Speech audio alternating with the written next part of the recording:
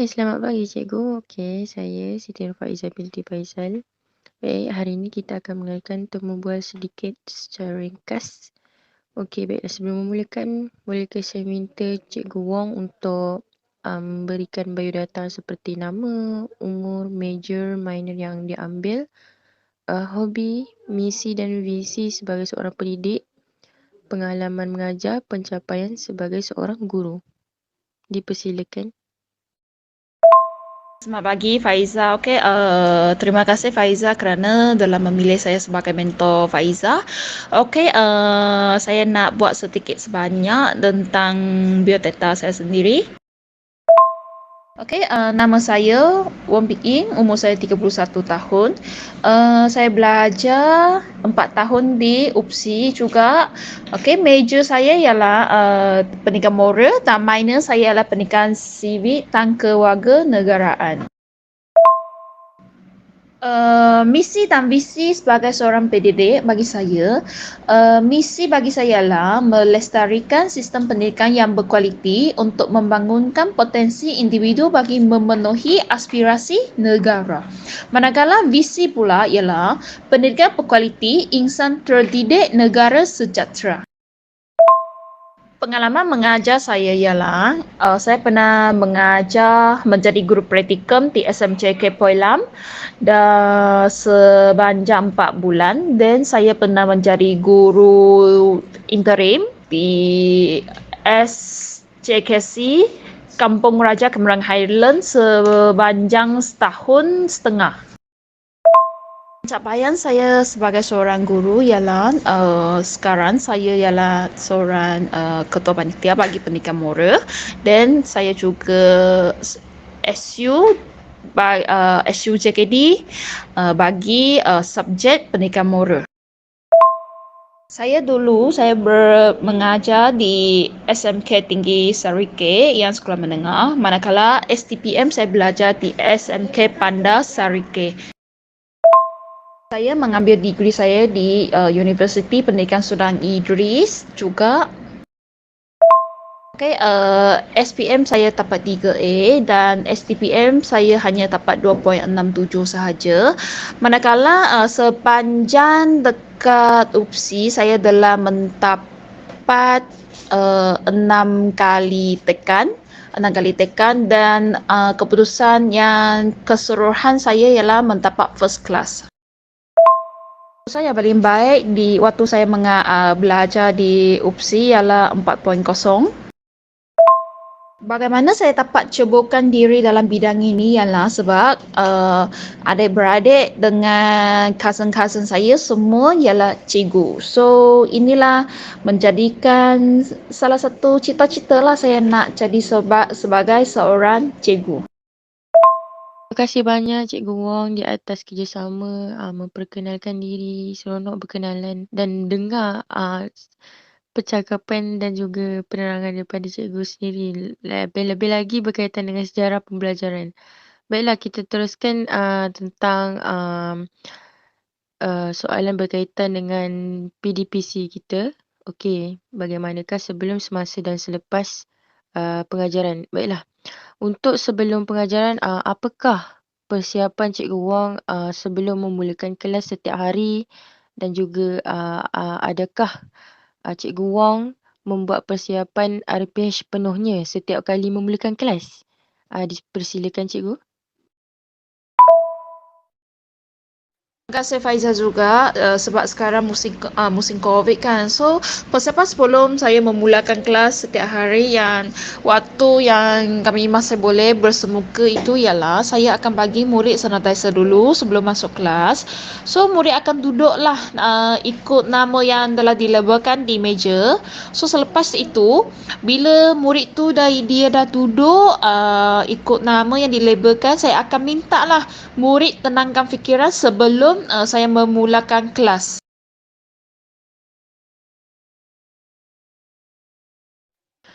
Terbaiklah Cikgu Wong. Dalam online pun sudah terbaik. Ini kan pula kalau Cikgu Wong mengajar dalam face to face. Baiklah, kita teruskan dengan semasa memulakan pelajaran. Baiklah, apakah Perbezaan ketara yang boleh dilihat melalui PDPC secara atas talian dengan bersemuka, adakah ia membuatkan cikgu berasa selesa atau ada sedikit kesukaran di situ? Dan soalan kedua, bagaimanakah Cikgu Wong dapat mengawal pelajar dalam kelas supaya tidak berlaku masalah yang tak diingini ataupun ketika pelajar itu kurang memberi kerjasama, apakah yang Cikgu Wong lakukan? Apakah perbezaan ketara yang boleh dilihatkan BDBC secara atas talian dengan bersemuka? Okey, ini memang banyak, memang besarlah. Memang besar perbezaan dia sebab jom kita orang tengok yang PDBC.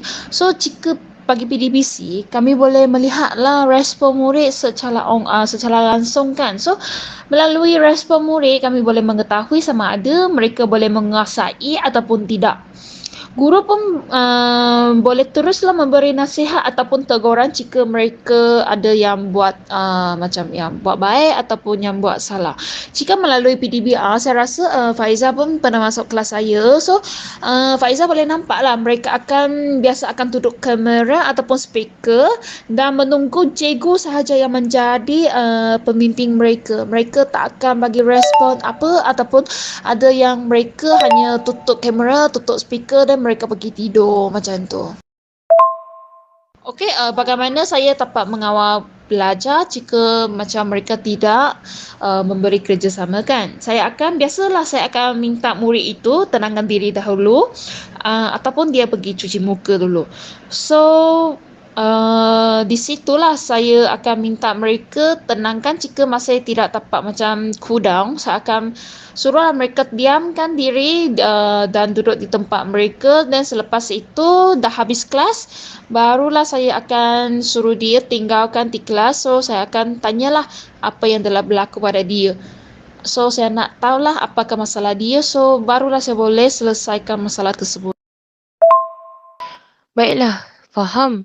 Terima kasih banyak di atas penjelasan Cikgu Wong. Memang terdapat banyak sangat halangan yang dihadapi. Tapi bagaimana sebagai seorang guru, kita haruslah menjalankan amanah dan tanggungjawab yang diberikan sebagai seorang warga pendidik. Baiklah, untuk yang terakhirnya, bagi soalan selepas pembelajaran setelah tamat kelas, baiklah, yang soalan pertama, apakah cara ringkas yang digunakan dalam pengajaran pada hari ini atau pada waktu kelas lain supaya pelajar itu sendiri dapat memahami hasil pengajaran, supaya cikgu sendiri dapat memastikan mereka memahami apa yang cikgu sampaikan dan adakah dengan cara tersebut adakah dengan cara memberikan tugasan dapat menghasilkan satu pembelajaran yang berkesan. Okey, terima kasih Faiza. Okey, biasa saya akan mintalah murid membuat nota dan saya akan memberikan latihan pengukuhan mengikut buku teks. Buku teks sebenarnya sangat penting untuk subjek pendidikan moral sebab jika soalan SPM memang akan keluar mengikut buku teks. So soalan JSI pun kami akan rujuk buku teks baru akan keluar modul-modul. So murid akan diminta membuat ulang kaji juga selepas setiap kelas. So pada kelas seterusnya saya akan memintalah murid memberitahu apa yang telah mereka belajar pada kelas sebelum itu. Faham, baiklah. Memang saya sendiri pernah menghadiri kelas Cikgu Wong dan memang saya sendiri faham tentang cara Cikgu Wong dan cikgu tak akan segan-segan dan takut-takut untuk beri tugasan kerana dengan cara tersebut saja pelajar dapat menyiapkan dan memahami hasil pembelajaran. Okey, untuk soalan kedua, apakah refleksi yang Cikgu Wong lakukan supaya sentiasa dapat memperbaharui pembelajaran harian dan suasana yang menarik dalam kelas? Dan saya juga ingin mendengar sendiri apakah harapan Cikgu Wong agar pendidikan moral ini menjadi satu mata pelajaran yang terbaik? Apakah refleksi biasa kami sebagai seorang cikgu kami akan tiap hari akan buat refleksi dan Tiap kali selepas saya habiskan kelas, saya akan berfikirlah, adakah budak itu dia faham ataupun tidak. Okey, jika saya gunakan cara ini, jika mereka masih macam tidak boleh faham, saya akan tukarlah untuk cara lain lah untuk lagi menarik perhatian mereka. Okey, so kita orang kena sentiasa berubah mengikut kesesuaian. Harapan saya terhadap budak, terhadap subjek ni ialah saya haraplah mereka moral ini, result dia boleh semakin baik dan budak ni dia dapatlah menerap, dapatlah menghayati nilai-nilai yang telah diajarkan di dalam pendidikan moral, sebab pendidikan moral ini juga sebagai satu panduan lah untuk mendidik insan yang bermoral. Terima kasih banyak Cikgu Wong kerana telah meluangkan masa kepada saya, memberikan segala penjelasan dan juga memberikan masa sedikit sebanyak untuk menjawab soalan temu bual saya. Baiklah, di kesempatan ini, dalam rakaman ini, saya menyelitkan rakaman rekod audio ini. Saya ingin mengucapkan ucapan syabas dan terima kasih kepada Cikgu Wong kerana banyak membantu saya. Jasa Cikgu tak akan pernah saya lupakan dan sangat-sangat saya hargai. Cikgu telah banyak memberikan tunjuk ajar dan sedikit sebanyak menegur saya supaya belajar bersungguh-sungguh. Cikgu juga sentiasa menasihati saya supaya alert dengan semua perkara. Cikgu adalah guru terbaik yang pernah membantu saya dan banyak memudahkan urusan saya. Saya amat terhutang budi dan memperingati jasa cikgu. Harapan saya agar cikgu terus maju jaya dalam menjalankan tugas sebagai warga pendidik, sekaligus dapat menaikkan mata pelajaran pendidikan moral ini di Malaysia ini sebagai satu mata pelajaran yang terbaik. Baiklah, kita boleh bersurai dan terima kasih di atas kerjasama cikgu sehingga kita dapat bersua lagi. Saya tak akan lupakan cikgu dan kita sentiasa akan berhubung. Terima kasih cikgu.